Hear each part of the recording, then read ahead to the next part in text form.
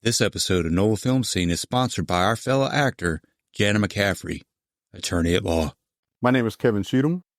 I'm a 21-year Coast Guard veteran. I am an actor, stunt performer, writer, director, cinematographer, and I'm so happy to be here on NOLA Film Scene. Welcome to NOLA Film Scene with TJ Plaideau. I'm TJ. And as always, I'm Plaideau. Yeah. Cool. You made him laugh, TJ. Yeah. All right. So welcome, Kevin. Kevin is my friend. We are both Coast Guard veterans. I served just over 20 years. He served just, 21 years? Is that right? Yes. That's incredible. I mean, I wish we could dig into that too. We had Bob Krieger on a few weeks ago, and he was a Navy veteran. I did a deployment to the Middle East with a joint unit that was Navy and Coast Guard.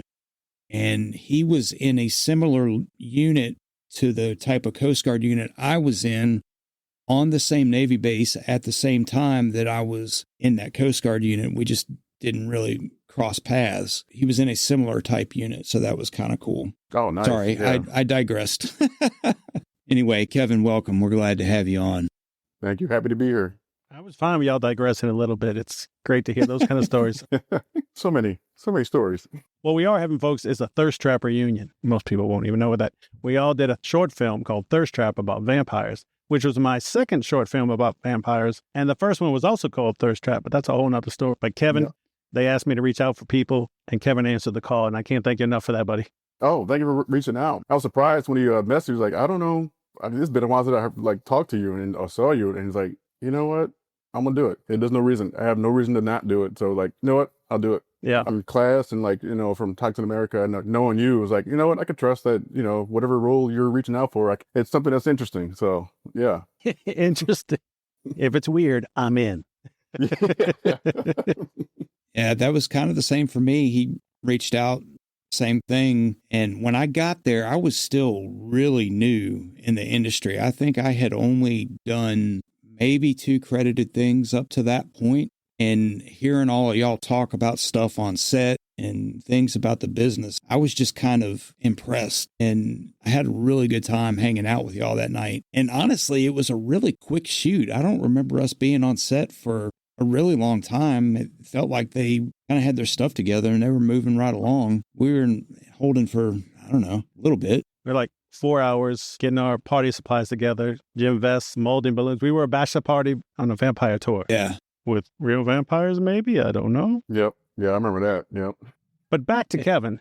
Back to Kevin. When did you get started into this industry? What inspired you? I would say I started in the industry officially in 2018 when I was probably my last year in the Coast Guard. And I was trying to figure out what life's going to be like when I get out. But what drove me to it was NCIS New Orleans, because I was stationed on the Navy base here in New Orleans, the NAS JRB in Belle Chase. So I was a aviation mechanic, but they went to the base and they were doing a scene there that needed a bunch of service members to just as background for stuff. I was my last year and they actually came to my base. I think I was like the chief warrant officer at the time. And he was like, hey, there's some guys from some show that want some people to just stand there, say, I don't know what it's about. It's like, what is it for? He's like, I don't know, some NCIS type of show or something like that. I was like, I'll go, I'll do it. Yes, please. I'll do it. I was like, is this the life? Is this what it's about? That kind of put me into wanting to do more into the industry. But what drew me more is because when I was younger, my dad was like a movie buff. Like he just loved all types of movies. So like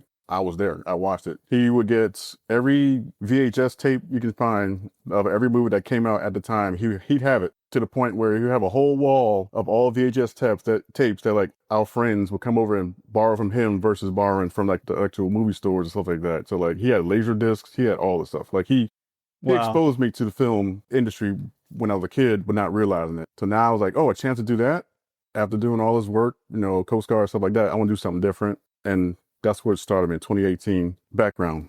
And then from that point on, it's kind of like I kind of pushed myself to learn more about the industry because at a certain point as background, I was like, you know what?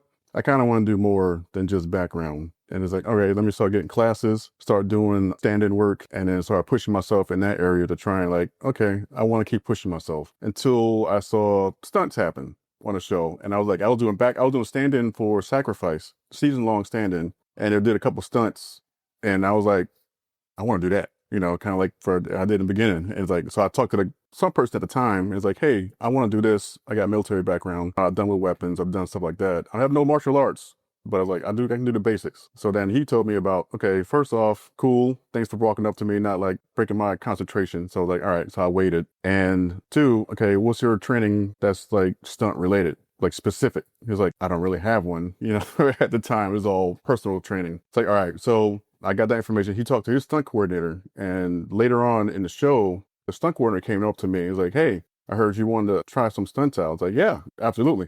All right, cool. I'll keep that in mind. And then I'll say like a third of the way into the season, he actually pulled me out of a stand-in and put me into a stunt scene. And it was fun. It was like pretty much in my wheelhouse. It was like weapons related. It was just, we just had a little shootout in a bus. I was called Bobby's Roadie in that scene. But I was like, I had a shootout, knew all the guns, stuff like that. And then that's where I got hooked on stunts. Once I did that, I started doing more stunts and training. And then I got to the filmmaking part where I guess basically when the strike happened and pretty much everything was just done. So I was like, all right, I sat there. I was like, what else can I do in this industry?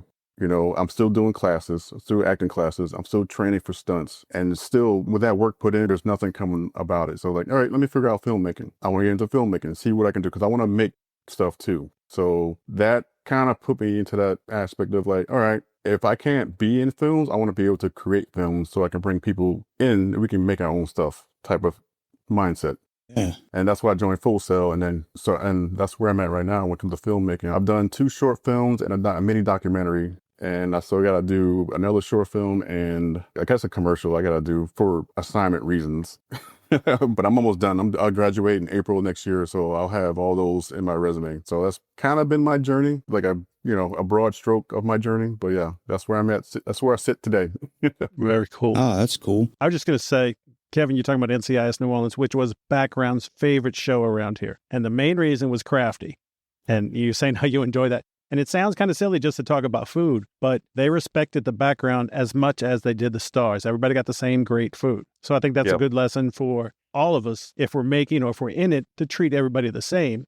I almost got into background in a similar fashion back in, I guess it was 2005, might be off. It might have been 04. I think it was after Katrina when they were filming Deja Vu in New Orleans. Post-Katrina. And there was a big scene where one of the riverboats was blown up and it had a bunch of service members on it. And after the explosion, the Coast Guard was in the air and on the water, and they got real Coast Guard members to fill in those roles. But they also solicited people from my unit to be a TAC team doing either an entry or an approach or something. And they put out a notice within the unit to see who was interested. Came that close to doing it, but I had some kind of conflict with when they needed it. I wasn't able to make it. Yeah. But that would have been my first foray. It just didn't happen. Oh, yeah. My thought was like, I was actually just about to watch that movie again. Like, I know what movie you're talking about. It was like literally on my screen. Like, all right, I just got to press play when I sit down. That's a crazy thing that you brought it up. But yeah.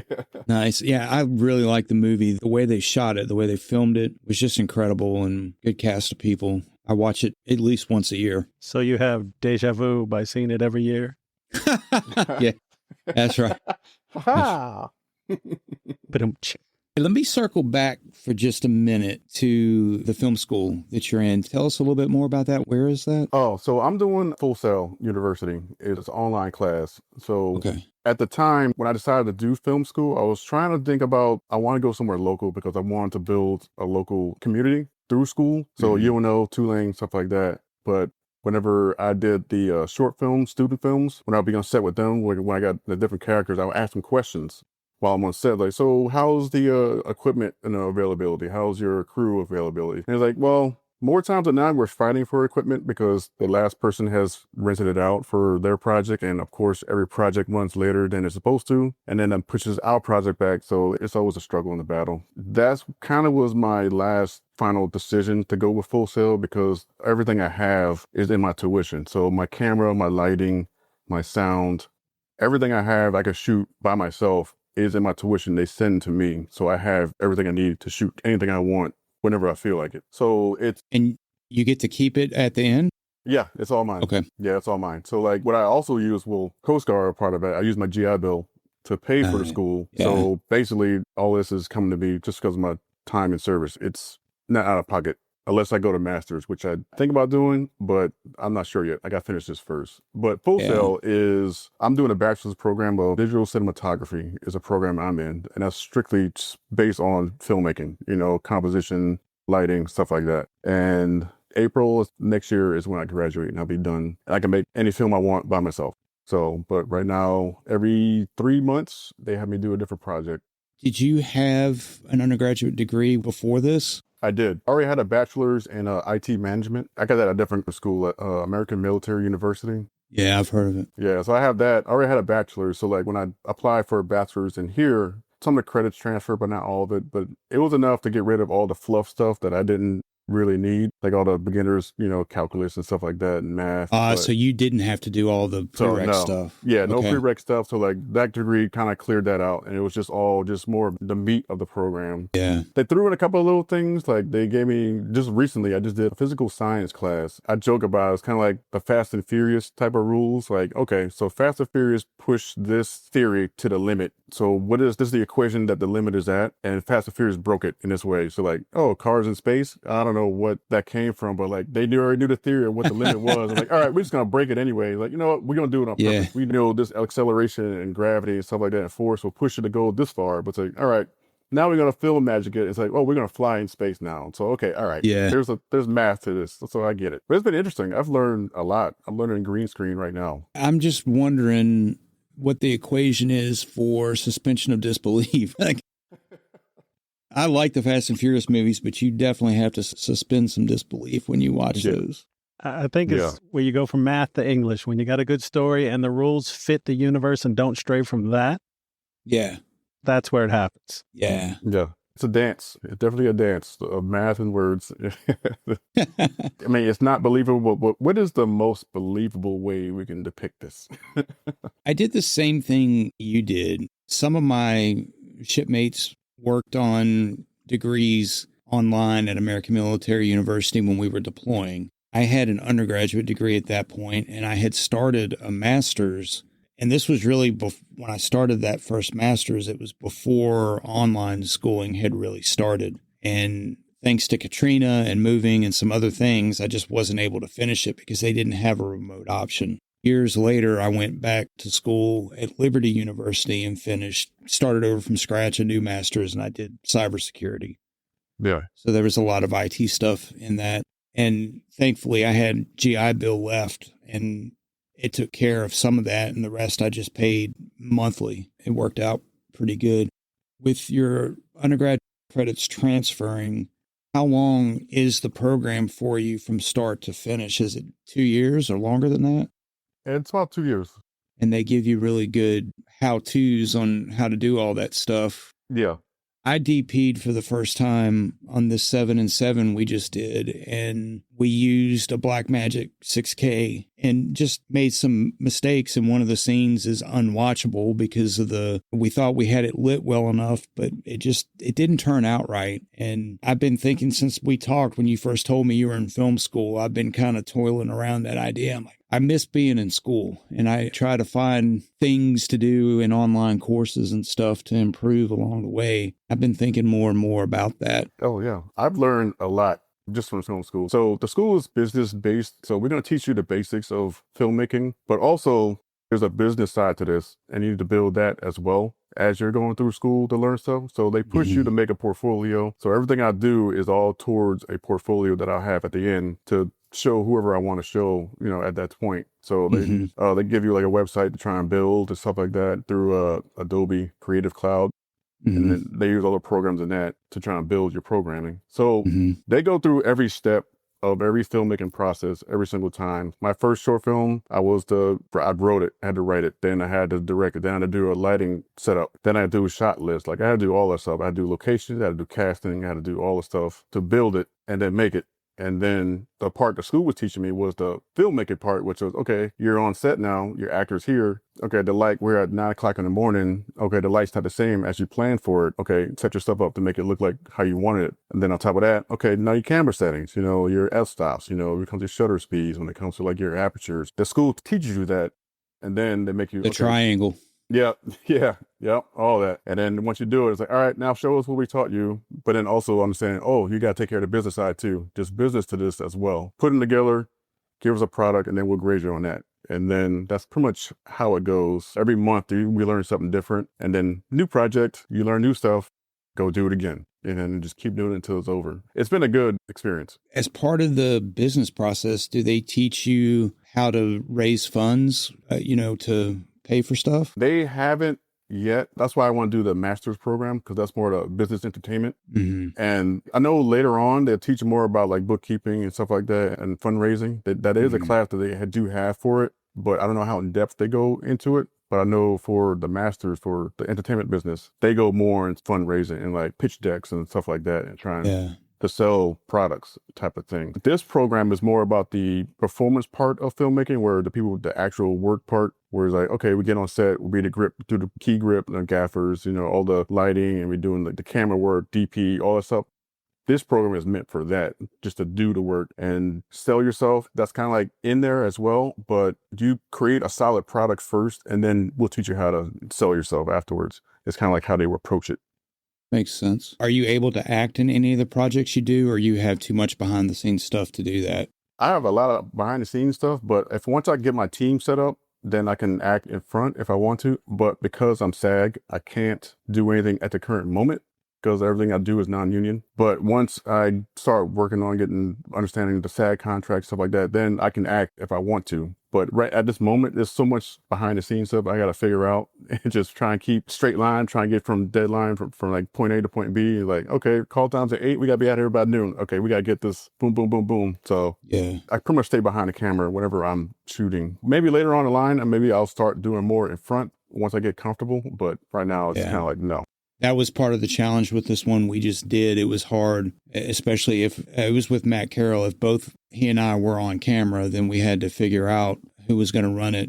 Jeff Roberts helped us some, and my wife did a lot of it as well. So you know, that I think you can do a SAG micro contract, and from what I understand, it's only a few pages of paperwork that gets sent off to SAG to get it approved. Because I've done a few student films that they've done that, because they had people that were SAG that they couldn't do it unless it was. But it sounded like it's a pretty easy process once you do get to that point. Yeah. I could be wrong, but that's my understanding. No, you're correct. Because like 2 meetings ago, they had the producers portal. They had like SAG has created, whereas there is like a micro budget, whereas like deferred payments and stuff like that you can put in that is covered by SAG, checks all the boxes for a SAG performer to do. Yeah. I want to do that, but I'm not to that point yet, because I'm still getting the filmmaking part in my mind. For me, I don't want to put myself in a position where I'm at a detriment to the actual whole set, because I'm the one with the least amount of experience. I'm like, oh, let me make sure I'm solid first before I take that next step. So like, I want to challenge myself for that step, but I want to make sure I'm solid first before I get there. Yeah, that's a great attitude to have. What kind of camera do they hook you up with for this? Oh, it's Sony FX6. Oh yeah, I see it now. It's kind of like in the background, but yeah, it's Sony FX6. It's a 4K camera, but it's like a cinema line. Mm-hmm. It's cinema grade. That's what they give us. I'm eyeing an FX3, and I want one so bad I can taste it. Oh yeah. Do you and the camera want to be alone, TJ? Holy shit! Just not ready to quite pull the trigger on that price tag. I love you so much. Yeah, that's how I feel about SAG rolls. It's so bad. Just get me in the door. Yeah. Kevin, that's great. But you've also just had a recent experience on a very major film. Could you tell us about that? Yeah. So like I said, on my journey, started as background, and then I said, oh, I want to do that when I saw stunts being done. So what I ended up doing, got in contact with them. They let me do a scene for, Sacrifice, which helped me because the stunt coordinator for that part had a partner. And that partner was Tim Bell. And Tim Bell is stunt coordinator too here in New Orleans. And he and Andy Gill was the stunt team or stunt coordinators for the film Sinners. Boom! So there we go, Sinners. So what happened was that he actually, from Sacrifice, I would say every 3 months, doing the actor mindset, was like, you know what, let me check in with you. Say, hey, I'm doing all right. How you doing? General checking in is like, hey, anything going on? Do you got any people or anything like that? Kind of like that, but like, no, nothing right now. But then he called me when the production for Sinners came up, and was like, hey, what's your schedule look like for 2 weeks? It's like, pretty clear, actually. He's like, what do you mean? What do you need? He's like, all right, so we got to do some pre-vis, or for stunts, it's pre-visualization, where it's basically you come in for a couple of weeks, we make up fight scenes or make up whatever fight scene that the director wants. Basically, it's just an audition, and we give them to him, and he picks through all of them. It's like, you know what? I like this fight, and this fight. So I did that for 2 weeks, and I am so sore and so bruised and so battered because of that. But it was the most fun I had in a long time because I was actually on set doing something that I love doing. So like, it didn't even matter. Like, I would come home and like, it was like, what happened to you? Like, my whole forearm was bruised from my wrist to my elbow, just one big giant bruise in my back. It was a mess. But what happened was that in the end, Ryan Coogler actually liked the scene that I set up when I was in the fight scene, because it included Haley Steinfeld, because she was the one who kills me. So when we set it up, she came in and she was timid. She was very professional, but she was like, I don't know. It's like, this is a weird state to be in because she's not used to doing something like that, not comfortable with it. Initially, the scene was kind of like how you see in the movie, but they rushed into the juke joint. She jumps on me, like I'm standing up, kind of like, pretty much if you squat on a wall, but I'm not squatting on the wall. I'm just squatting. She jumps and her feet land on my quads, and I'm basically standing and holding her up on my legs, and we're just standing there fighting for a while, standing. And then as we're fighting, I slowly staggering back as she's fighting and slashing at me. And then we fall onto the stage where the piano was at. There was no padding. There was nothing on there. It was basically, I had to brace her weight and my weight and slam onto this wooden stage, and that was the scene. So when you see the movie, you see the fight happen and me falling back and me fall onto the stage. That was me flat onto the stage. So like, the only thing I had was I have a little pad I had under my shirt to protect my spine, but that was the only padding I had to pretty much brace her weight and my weight and try and get us to land safely, and we did that like 4 or 5 times. That's rough. Yeah, this with her, it was probably about 4 times because we were trying to get her timing right to run and jump, because the floor had like slats in it and she had high heels on. We're trying to time out, okay, this is where you step, because right here, the wood is a little wider than the other piece of wood that you were stepping on. So we're trying to time that out. But 4 or 5 times with her, but then we had to do it with her stunt double, was Lee. And we did that like, I'll say 4 times as well. Easily on that day, on the day of the shoot. Same thing, and I would just fall back. She'll jump on, we'll grab, I had to fight, and fall down. And it was, I would say 8 times on a day, and we did the scene, I think we shot the scene probably like 3 days. It took us to really get the whole fight scene together, like the main part. But there was more days that happened afterwards when it came to like Delta Slim dying, stuff like that. That was, for my part, it was probably about three days of just straight people jumping on me and I'm falling, because I enjoyed every single bit of it, because whenever people ask me, it's like, hey, did you like it? It's like, yeah, it's like a bunch of kids at a playground jumping around monkey bars and breaking stuff. And like, oh, we can break this and we can just do this and we just jump on stuff. And like, yes. So we're like a bunch of little kids. That was like the most fun I had. Even though I may not have a lot of scenes in the movie, my stunt is in the movie. And also, I guess I tapped into my background work when I did. There is another scene in there that you do kind of see me. I think when they're eating garlic, I'm a guy holding a jar of garlic next to one of the main characters, and she's talking about, I don't like garlic, and I'm just standing there like looking at her like, eat the garlic, I don't say nothing, but I'm like, eat the garlic. I got tapped into the background part, and then my stunt happens afterwards, and then I'm scattered in the background through just BG work. That's pretty much what it was after that, which was actually a goal that I had when I first started BG. It's like, you know what? I want to be able to do this BG work, but get paid 10 times more to do the same thing.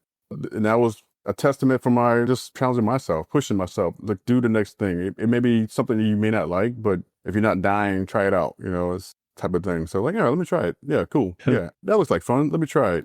That's kind of like how it ended up being. I've created a great stunt community, family, basically. I've met a lot of people from Atlanta were here too, like some people from like Texas. People who came around, and I created a lot of great connections there. It's fun. It's been good. This whole journey that I've been on has been fun. I met so many different people. Like I met you guys, I met the stunt people. I met so many great experiences. You got paid a lot more, but you got your ass kicked for a couple of days, so you earned it. You needed the rest to just watch and, okay, yes, I can move. The amount of people who had to jump on because like when we first started, it was just stunts. And I was standing there, people would just continually jump on me, and I had to stand there and hold them. Because they were trying to figure out, because my first time doing stunt in front of Tim Bell and Andy Gill. So like, I'm kind of auditioning for them as well. even though I did get this job, it's like so many people kept jumping on me. And then once you're like, oh man, you're pretty sturdy. He's like, yeah, I'm pretty sturdy. And then once the actors, every single actor, the main cast, they all didn't show up at the same time. So we had to run that scene, the whole fight scene, for every single cast member that was in there so they all can understand. So I getting jumped on for every single cast member doing the same thing. And I was doing the most strenuous one because the full fight scene was they come in, there's another stunt actor that comes in, I grab him, I flip him over and I slam him and I'm stabbing him. And then I get up and I'm back on the way trying to figure out who's coming out. And that's where Haley Steinfeld comes in, jumps on me. We fight and I fall on the stage. That's the full fight scene. So we did all of that for every actor, plus the time we practiced, plus the time where we had to do it when Haley Steinfeld actually came out. It's like, all right, this is your scene. And it seemed like every single stunt person there wanted to try it out. So it's like, oh, let me try it. No, this is how you do it. No, this is how you do it. She asked questions like, do I balance myself? Do I do this and that? So no stunt person be like, no, you do it like this. And then you run up and they jump on me. That was just nonstop. So iron quads, and I soaked in Epsom salt for at least a week. My legs were burnt by the time we were done and fried, but it was still all fun. We'll be right back. Have you been injured? New Orleans-based actor Jana McCaffery has been practicing law in Louisiana since 1999, specializing in personal injury since 2008. She takes helping others very seriously, so if you've been injured, Jana's offering a free consultation and a reduced fee to fellow members of the Louisiana film industry. She will handle your case from start to finish. She can be reached at janamccaffery@gmail.com or 504-837-1234. Make sure you tell her NOLA Film Scene sent you. That's really cool. They talk about people stepping on you to get up in Hollywood. So you literally had it. Well, in Toxic America, while you were talking, I remembered our stunt because I'm so spastic. I wasn't supposed to be the guy getting thrown around. That guy didn't show up. We were mutant cannibal zombies or whatever. And we didn't have any safety equipment. So when I come swinging at you and you didn't even really throw me, you just kind of, not even a hip toss, but I had to stay on my feet. And when I planted, everything popped. And I went down, and I'm in the bloopers later trying to just keep acting, like trying to run up to a different scene. They're like, cut. And I'm like, what? Why are you making fun? I'm not built for stunts. I'm applauding your greatness with that because 2 quads and I'd been gone. Yeah. Part of it. Anything can happen anytime. Yeah. We were in the old naval base, so it was not only condemned. People did lots of drugs on there. We'd find paraphernalia all over the place. And then when we shot the final scene for Toxic America 2 weeks before, there had been a murder. It was not a safe, but now they didn't affect us, you know what I mean? But it was not good conditions like a good set like you had on Sinners. Oh, no, definitely. This is definitely indie level, right? We're winging it right now. So, you know. No budget running gun, mostly running. Yeah. That's the same thing with Toxic. For me, same. It was like when I played Ravage for that wasn't my part originally. I was supposed to be just another henchman. That was kind of like how my mindset goes when it comes to like the film industry itself. Is like you never know when someone's gonna ask you to step up, so you do what you can to prepare up to that point, and then when the time comes, like you figure it out. I remember the day when you say, "Oh, so and so is not showing up. You want to play his part?" It's like, yeah, but I don't know any of his lines. I don't know nothing like that. And I remember like, okay, well here's a script. He gave it to me when we were on set. Like I was so prepared to be the other guy. Yeah. Oh, okay. Give me a minute. So I was walking around in that naval base in circles, like reading the script and like, all right. So this is trying to build a character. Yeah. So yeah, when you say like that wasn't your original role and then you changed it, it's like, oh no, I get it. I understand, especially if it's a stunt. That was a lesson I learned. You definitely need to stretch. You definitely need to prepare to do any type of stunt. Yep. And when you threw around the girl, and because we had this big inflatable, whatever the hell it was, but I have a great picture of you and her hair is following her. That was the coolest part for me because I was just watching, but you know. That, I'm not sure what it was. And I was winded for a second. It's like, all right. That was like, okay, do I want to do stunts? Let me rethink my life. Yeah, earlier, just like, I don't know. That was a mistake. I need to make sure, I need to protect myself, make sure, okay, we need more padding or something like that. I won't do something like this, learn my lesson. So cool. I still have a mask. The guy right here. Oh, yeah. Oh, look at that. Yeah, because I remember when he moved out, it's like, hey, you want the mask? Like, hell yeah, I want the mask. I like trinkets. I like to keep little souvenirs from whatever I've been on, at least try to. So yeah, I'm that type of guy. It sounds like your love in filmmaking, stunts maybe kind of at the top of that list Would you put cinematography and acting around the same level? Do I have that right? Like stunts maybe is your favorite and the other two are a close second? Yeah, yeah. Well, it's tough. It fluctuates when it comes to how I view it. I guess stunts is a little bit higher than both of them, but I'll say stunts and acting are close proximity to each other when it comes to like my love for it. And then Yeah. cinematography is more, the strike kind of put me into that business mindset of like, I want to create a space where I can invite other actors or stunts or anything like that to be on something. So it's like, okay, but I like to act, I like to do stunts. So like every time I film something, I'm like, I want to be in front of the camera, but I want to understand the behind the cameras too, so I can Yeah. be very versatile in the industry. But I would say stunts acting is really high on my list. Cinematography is kind of like, I'm still learning it, so I don't have a full-on love for it yet, but I still like it because I can get my thoughts onto paper and then put it onto a Yeah. film. So I like that aspect of it. Stunts, acting, cinematography right now. That's why I kind of created I have a business called Illuminated Enterprises, LLC, my business that I created, which is a performance-based business, which was acting, stunts, cinematography, all the performance parts of the industry. It's kind of like how I go about it. It's like, okay, you need an actor? Wow, I'm an actor. You know, I do stunts and I do filmmaking. I've done directing, I've done writing, I've done all that stuff. I put it out there as like, hey, if you need anyone to fill any of those roles, let me know because I have experience in all of it.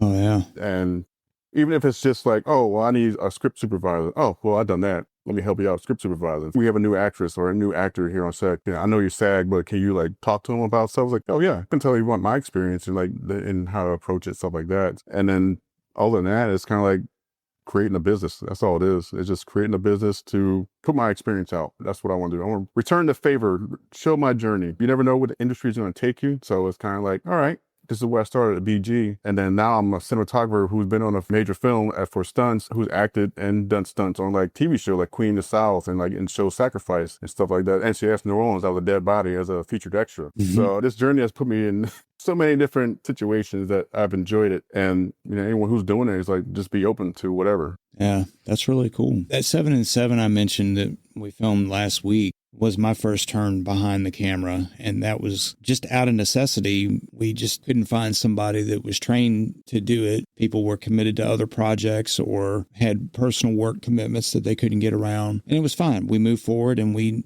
did the best we could with it. I've AD'd on a short before. I've never directed one. And I got to say, I really liked being behind the camera. It's a very, very close second to acting is still my first love. I think stunts is not a possibility for me. I mean, I get what you're saying for sure. I really liked the process and trying to learn the stuff that I didn't know. And even though it didn't turn out great, it was still a lot of fun. And I want to progress that. I want to improve and learn more about it. We had Rachel Jacob on a couple years ago, and she recommended that all directors act in at least one project so they understand what actors are going through. And actors should direct at least one project so they understand the other side of it. And being behind the camera and getting hands-on, picking up some of that stuff, I think they both go hand in hand in improving the other side of it. Oh, yeah. I kind of equate it to playing football. My coach wanted everybody on the offensive line to know every position's route, what they had to do or what their assignment was on every play. That way people could be interchanged if something went wrong, and you knowing what everybody else is supposed to do helps you complete your assignment better. And I think that kind of translates over. It's kind of a similar concept. It just makes it easier when you understand. Yeah, that's where for my directing class, he put like two categories. Like there's an actor's director and there's a technical director when it comes to their styles, where like the actor's director is like what you're saying, like they relate to the actor, they understand like where their process is and like how they build a character. Technical is more like, okay, this person is showing this emotion, this type of light we want on them. So like, because I've done acting and I've done stunts before I even got into the cinematography, I'm more of an actor's director, where it's like, okay, so this is how you feel. It's like, how do you feel right now? It's like, well, I feel, joy. It's like, cool. So how can you show me more joy? It's like, show this, give me this experience. What was this your experience? How did you feel in this moment at this time? Okay, show that. Okay, let's go. Okay, action.